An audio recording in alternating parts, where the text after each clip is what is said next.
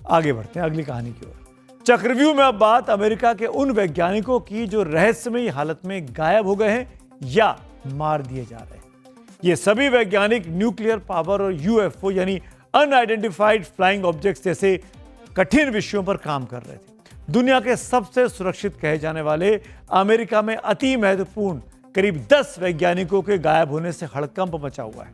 हैरानी की बात यह कि राष्ट्रपति ट्रंप को इस बारे में कुछ दिनों पहले ही सब पता चला है। अमेरिका के लोग इस बात से गुस्सा हैं कि युद्ध की सनक में ट्रंप अपने वैज्ञानिकों को बचा तक नहीं पा रहे हैं। सबके मन में सवाल है कि आखिर वो कौन है जो अमेरिका के वैज्ञानिकों के पीछे पड़ा हुआ है। कुछ लोग इसके पीछे रूस और ईरान का नाम ले रहे हैं, क्योंकि रूस की खुफिया एजेंसी केजीबी पहले भी अमेरिका के वैज्ञानिकों से डील करती रही है। लेकिन सबसे बड़ी हैरानी ईरान का नाम सामने आने से अब मानी जा रही है।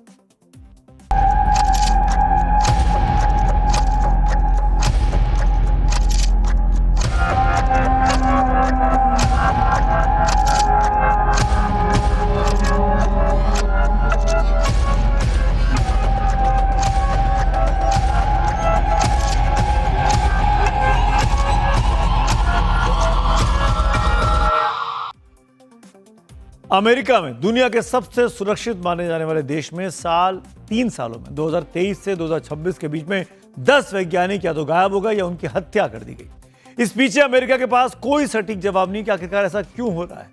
ये वैज्ञानिक nuclear weapons, infrastructure, fusion energy, advance rocket materials और स्पेस डिफेंस से जुड़े कठिन विषयों पर काम कर रहे थे। ये सभी मामले अमेरिका की हाई सिक्योरिटी रिसर्च संस्थाओं से सीधे तौर पर जुड़े हैं।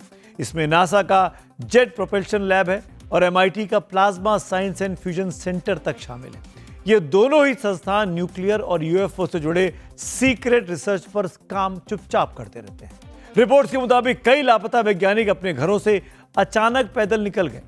यही पैटर्न कई मामलों में देखा गया, लेकिन अमेरिका की पुलिस अभी तक इन मामलों को एक दूसरे से जोड़ा हुआ नहीं मान रही है। हालांकि अमेरिका कई बार आरोप लगा चुका है कि चीन, रूस, ईरान लंबे समय से अमेरिकन टेक्नोलॉजी चुराने की कोशिश करते रहे, लेकिन इस मामले में अभी तक किसी का नाम सामने नहीं आया है। 3 साल का मामला, ट्रंप कह रहे हैं कि अब बैठक कर रहे हैं। अमेरिका के गायब होने वाले वैज्ञानिकों में मोनिका रेजा का नाम सबसे ऊपर बताया जाता है। मोनिका अमेरिकी स्पेस एजेंसी नासा में स्पेशल प्रोजेक्ट पे काम कर रही थी। मोनिका नासा की जेट प्रोपल्शन लैब में एक नए मेटल पर रिसर्च करने वाली एक टीम की मुखिया थी। मोनिका मुंडालिया नाम की एक खास मेटल पर काम कर रही थी। यह मेटल खास तौर पर रॉकेट इंजन के लिए बनाया जाता है, जिससे भविष्य की स्पेस टेक्नोलॉजी काफी अहम हो सकती है। मोनिका को आखिरी बार 22 जून 2025 में वाटरमैन इलाके में देखा गया था। वो अपने 2 दोस्तों के साथ हाइकिंग यानी पहाड़ पर चढ़ाई करने गई थी, लेकिन अचानक वहां से गायब हो गई। मोनिका के बारे में अब तक कोई सुराग नहीं मिला है। अब तक की जांच में यह सामने आया है कि इस प्रोजेक्ट को लेकर मोनिका की एयरफोर्स एक रिटायर्ड जनरल विलियम नील से बातचीत चल रही थी। वो भी मोनिका के गायब होने के 8 महीने बाद गायब हो चुके हैं।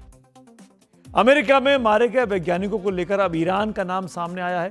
इजराइल की खुफिया एजेंसी मोसाद को शक है कि अमेरिका के एक वैज्ञानिक नूनो एफजी लेरुक्यो की हत्या के पीछे ईरान का ही हाथ है। 16 दिसंबर 2025 को 47 साल के लेरिरो की गोली मारकर हत्या कर दी गई थी। लेरिरो अमेरिका के प्रतिष्ठित इंस्टीट्यूट एमआईटी के plasma science and fusion centre के डायरेक्टर थे। इनके अलावा वो एनर्जी और न्यूक्लियर फिजिक्स में दुनिया के जाने माने रिसर्चर्स में माने जाते थे। पुर्तगाल के रहने वाले लेरिरो को इजराइल के कट्टर समर्थकों में गिना जाता था। ऐसे में इजराइल को शक है कि बदले की कार्रवाई में ईरान इस हत्याकांड को अंजाम दे रहा है। इसका दूसरा पहलू यह भी है कि इजराइल से इस साल जून में तेहरान में हमला करते हुए कई ईरानी परमाणु वैज्ञानिकों को मार डाला था।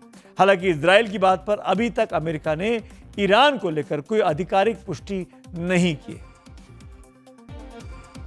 वैसे तो न्यूक्लियर रिसर्च से जुड़े वैज्ञानिकों पर पूरी दुनिया में खतरा रहता है। भारत में 2009 से 2013 के बीच 11 वैज्ञानिकों की मौत हुई थी। ये सभी वैज्ञानिक किसी न किसी रूप में न्यूक्लियर रिसर्च से जुड़े हुए थे अपने देश में।